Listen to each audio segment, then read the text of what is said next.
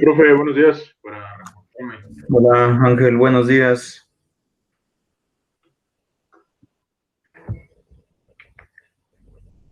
Vamos a esperar un poquitito que se conecten tus compañeras.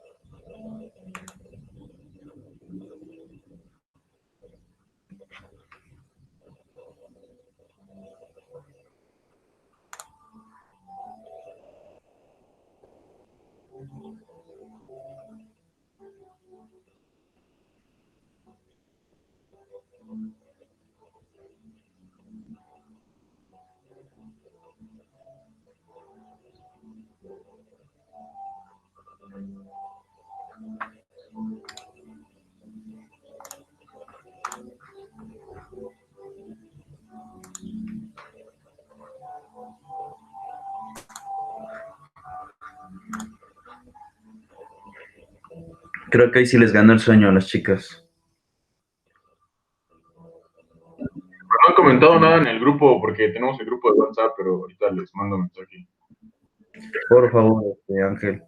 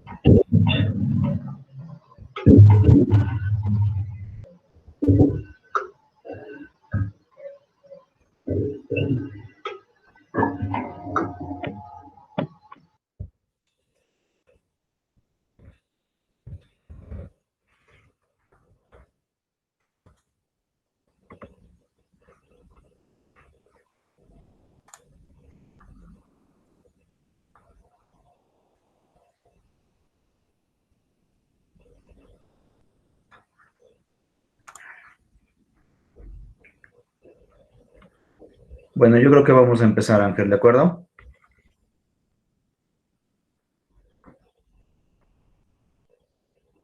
Sí, profe, como usted diga.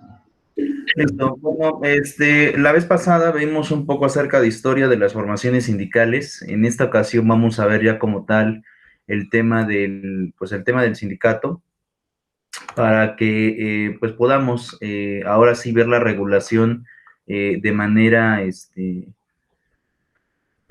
pues de manera legal, cómo se encuentra como tal institucionalizado en la Ley Federal del Trabajo y cómo es que va a funcionar en la actualidad en ese sentido. Entonces, en este caso voy a proyectar la Ley Federal del Trabajo y voy a ir haciendo algunas anotaciones, realmente que esto va a ir generando.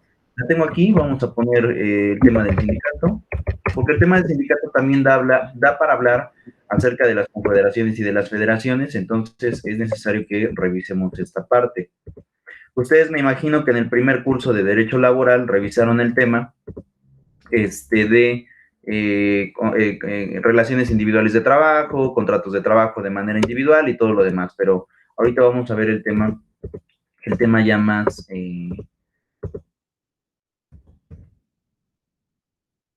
el tema un poco más hacia el derecho colectivo y en esta ocasión toca revisar esta parte.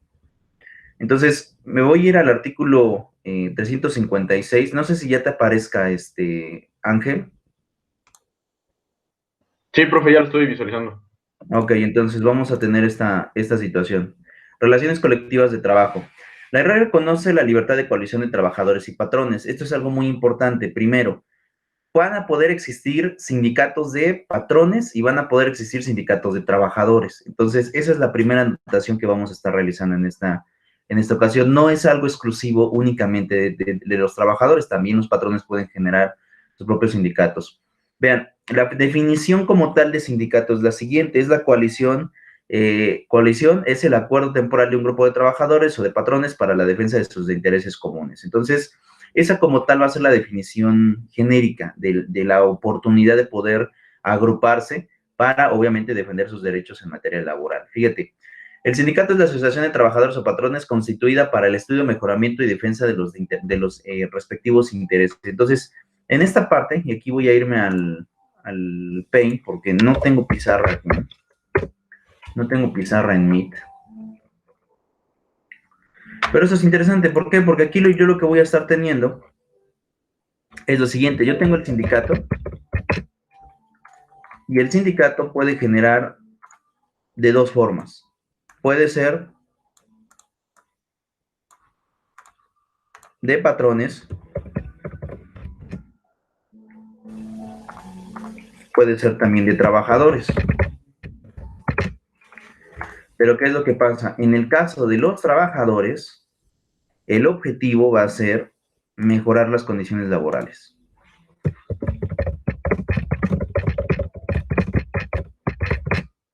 Ese va a ser el objetivo. Y en el caso de los patrones, el objetivo de los sindicatos es defender los derechos patronales frente a los trabajadores.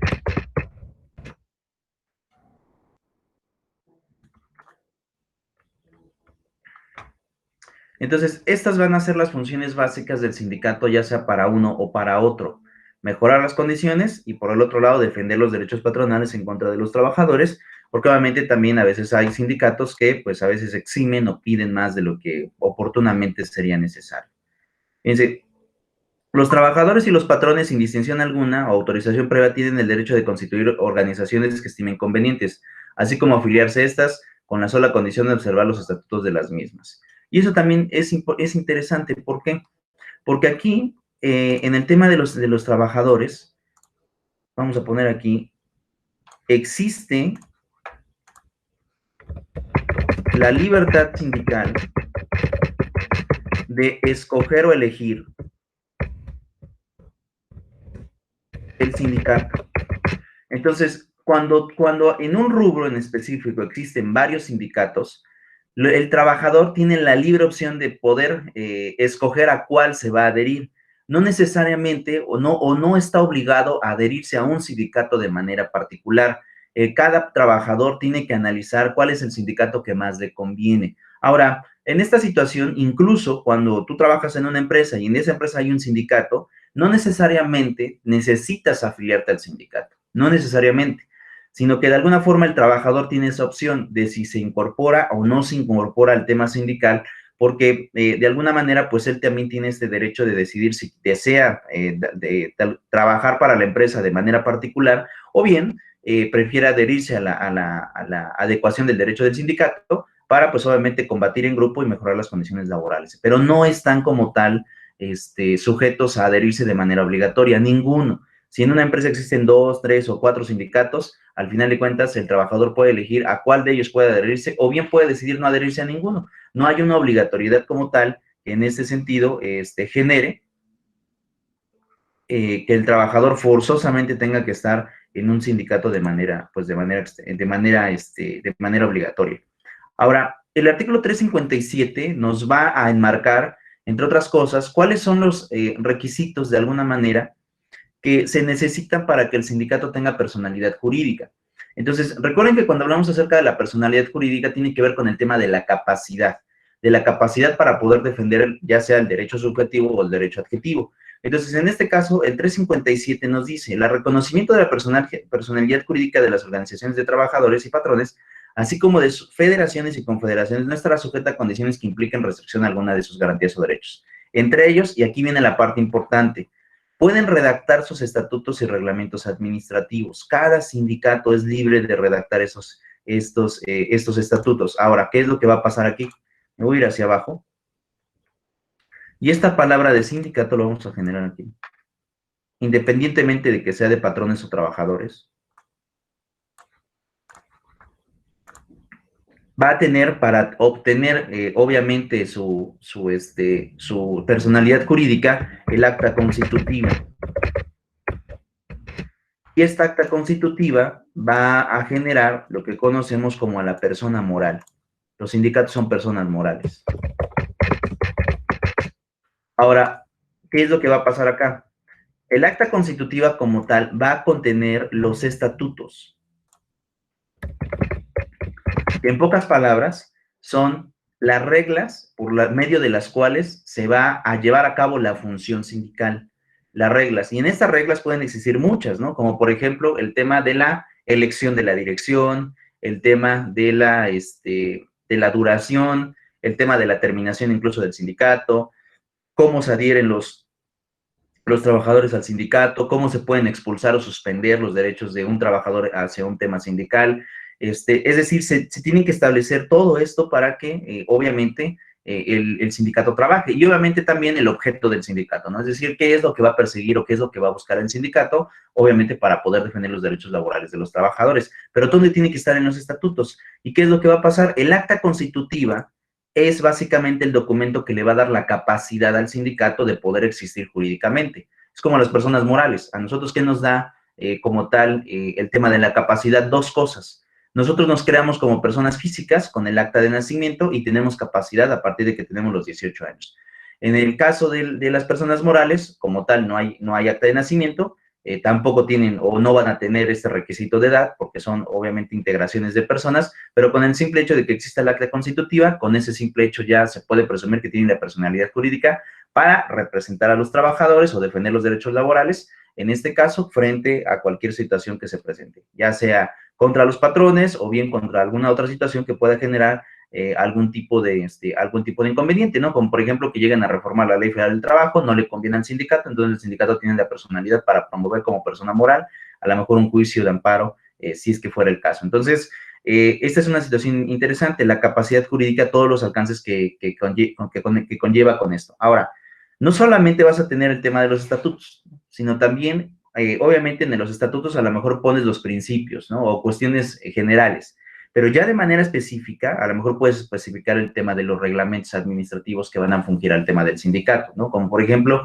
cómo se van a rendir las cuentas del sindicato en tema de apertura de información, incluso cómo viene el procedimiento para poder elegir a la nueva mesa directiva. Todo eso se tiene que estar estableciendo a lo mejor en los reglamentos administrativos, y al final de cuentas el sindicato también tiene el derecho de poder elegirlos de manera particular. No está, en este caso, subrogado a que pues no se realice, sino que por el contrario tiene que estarse estableciendo en ese sentido.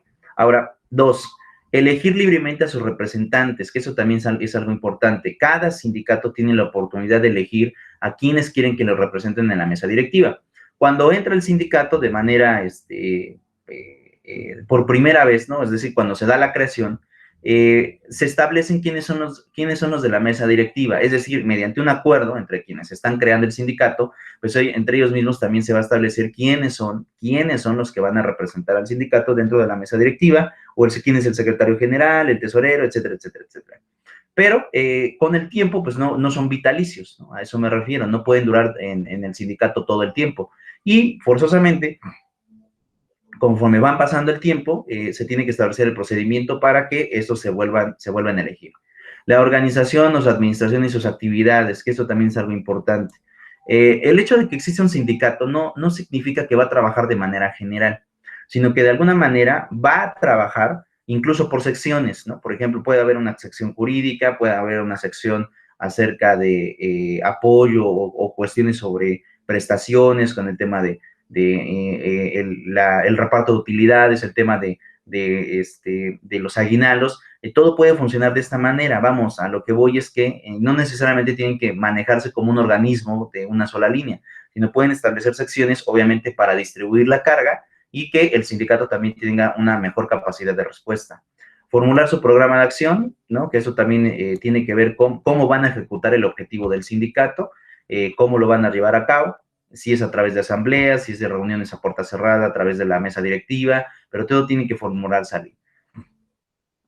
Constituir las organizaciones que estimen convenientes, que eso era lo que yo les decía hace un momento, el tema de las secciones, porque obviamente pues no van a funcionar o no todo lo van a hacer los de la mesa directiva, sino que a lo mejor pueden ocupar estas secciones que van a ayudar bastante a repartir la carga y sobre todo a dar respuesta a los agremiados. Y no estarán sujetos a disolución, suspensión o cancelación por vía administrativa, que eso es algo importante. El sindicato no puede disolverse por vía administrativa, sino tiene que generar las condiciones de la Ley Federal del Trabajo para que se pueda suspender, y por otro lado, también en dado caso de que pues el sindicato ya determine su propia disolución, también puede disolverse de esa manera. Ahora, viene esta parte. Los miembros de los sindicatos, federaciones y confederaciones cuentan con los derechos de libre afiliación y participación al interior de estas, las cuales implican.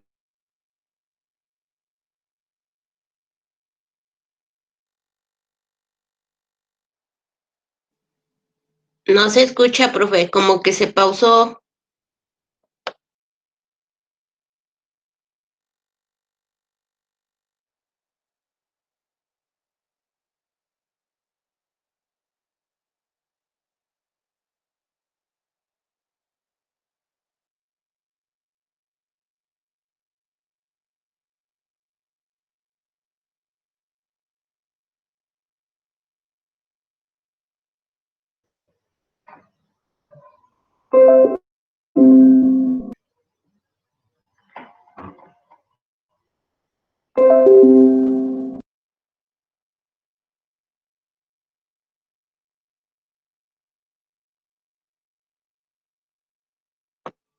Ángel, ¿tú escuchas o solamente es mi lap?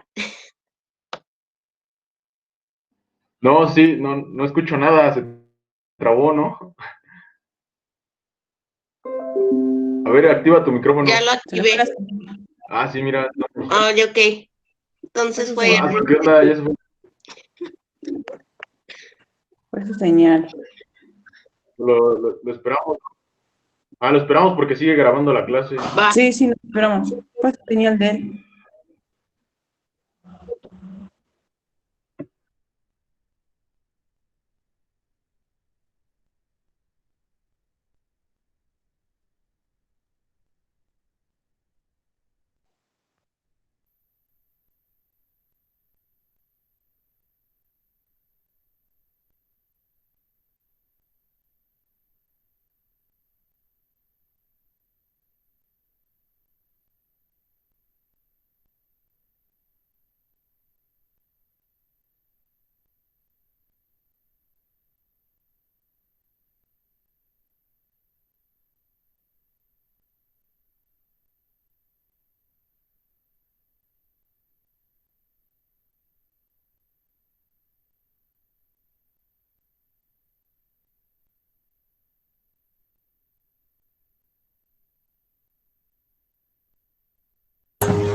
Hola chicos, ¿cómo están? Muy buenos días. Estoy haciendo la ronda de asistencia.